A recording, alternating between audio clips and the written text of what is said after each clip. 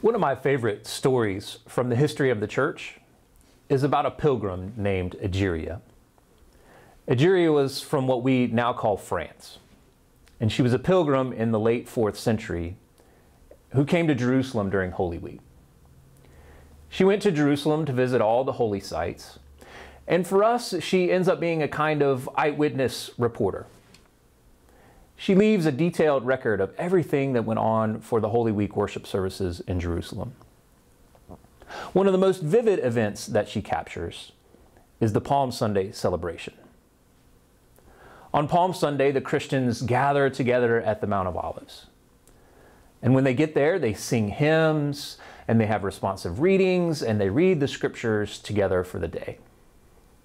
They pray, and they pray some more. And eventually they read the gospel passage that we read for today. And all the children who are gathered there together carry branches and palms, and they say, "Blessed is he that comes in the name of the Lord." Maybe that sounds like a familiar practice to you. But then everyone would rise and travel from the Mount of Olives, singing and responsively singing and saying together, "Blessed is he that comes in the name of the Lord." And all the children are lifted up on the shoulders of the adults, including the ones that are too young to walk, waving the branches and palms, and they walk alongside the bishop, who's playing the part of Jesus, of course. Everyone does this. Rich and poor, people of high rank and low, and so they go from the top of the mountain to the Church of the Resurrection that's in Jerusalem.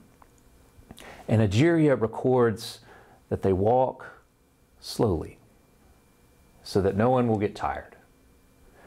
And they get to the Church of the Resurrection at a very late hour.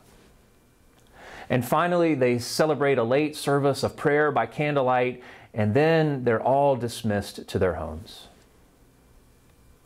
I wonder, why did this capture the attention of the early church in such a powerful way? Why did the church decide that this event would be one that they should incorporate and copy into their worship life? Why did they spend a whole day celebrating and walking and worshiping through the city? Well, Jesus is, after all, making a large statement by his entry into Jerusalem.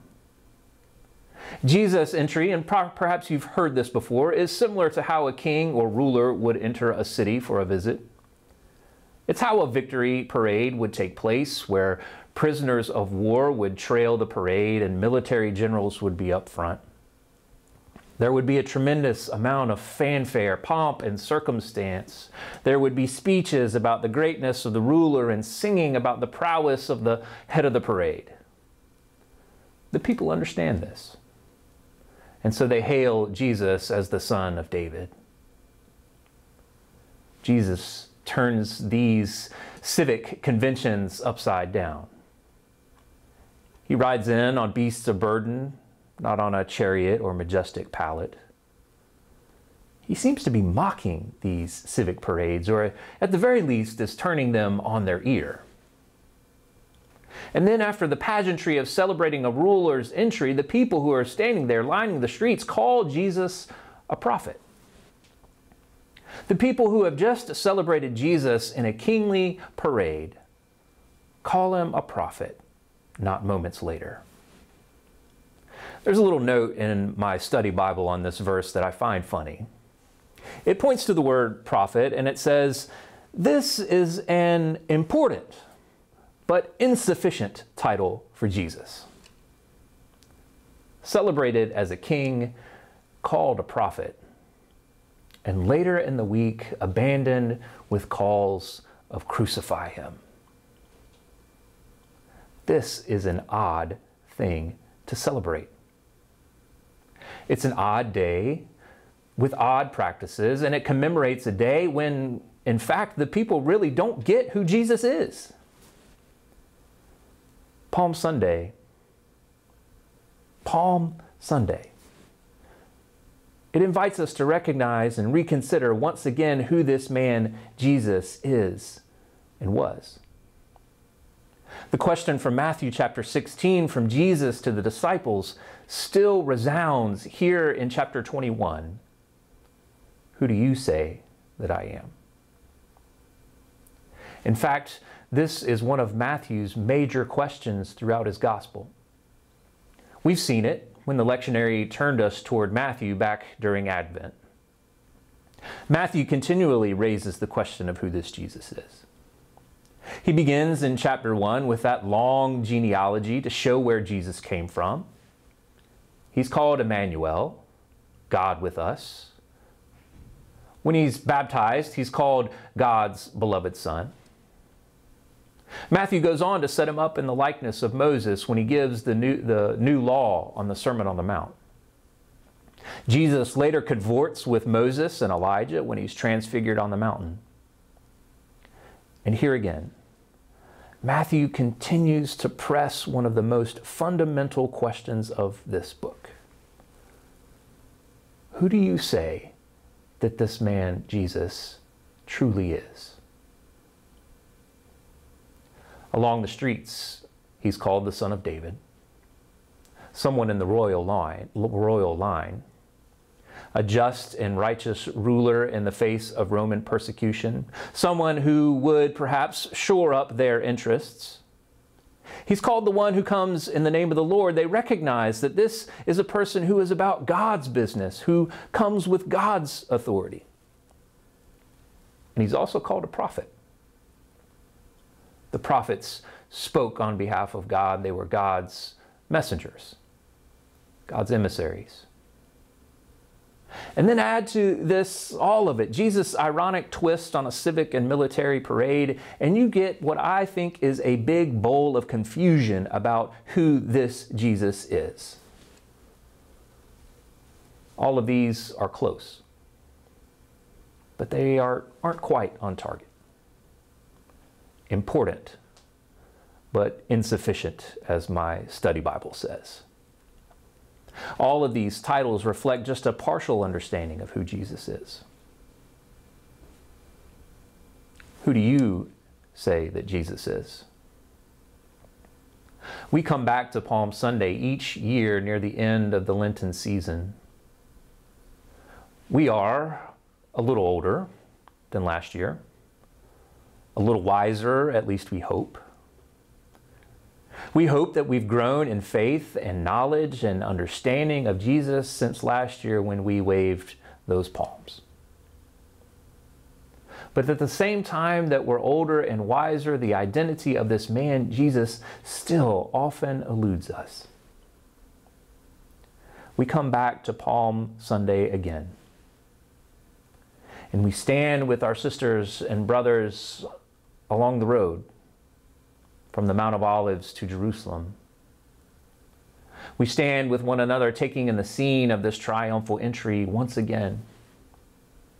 Perhaps just as confused as they were. Who is this man?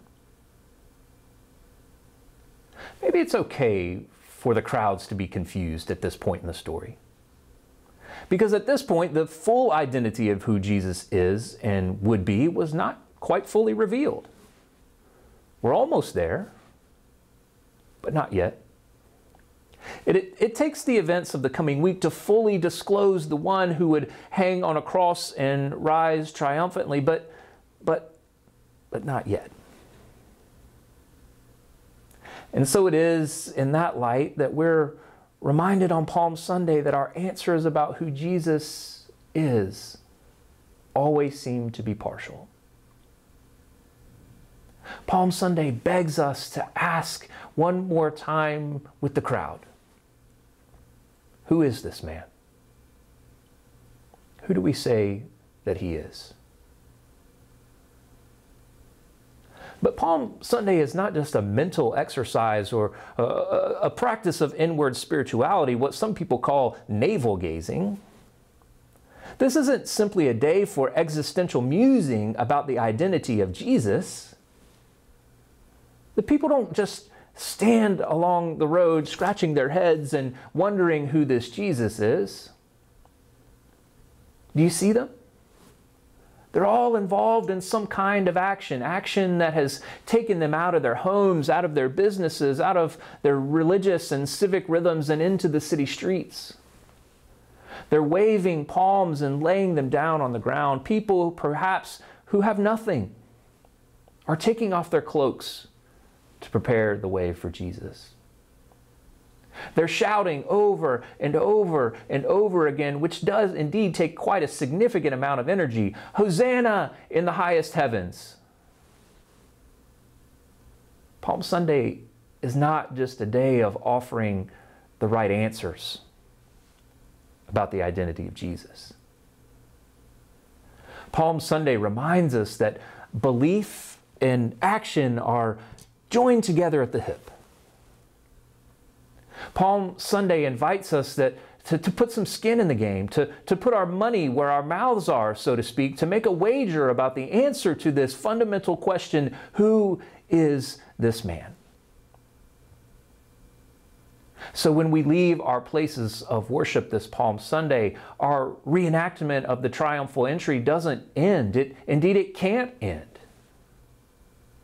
We're transported from the streets of Jerusalem and spill out into our own city streets, into our homes and into our jobs, into the communities in which we find ourselves. Yes, we name Jesus as best we are able. And then we use whatever's around us to begin the work again of declaring our faith, even if it's insufficient. We raise our voices. We pick up our feet, we find our place in the crowd, and we lay aside our coats and cloaks, our most precious possessions, to prepare the way of the Lord. Palm Sunday invites us to tie our belief to action. It invites us to reshape our lives in ways that declare our hope that Jesus is God's chosen one to bring God's love into the world. Like Egeria and those early Christians in Jerusalem and the long, long line of Christians who followed them, we stand along the road to Jerusalem with each other, looking at Jesus and trying to answer the same question that they did. Who is this? We're never fully successful in naming those names and giving those titles, but every year we grow more and more, and we offer answers that are not just important, but somehow they become sufficient too. And when we're done with our celebrations here, we will line our streets, hopefully with a little more boldness than last Palm Sunday, ready to declare in an ever new and ever increasing fashion our loyalty to Jesus and the kingdom he inaugurated. We risk to wave the palm branches of our lives and shout to this world with all that we have, Hosanna in the highest. Blessed indeed is he who comes in the name of the Lord.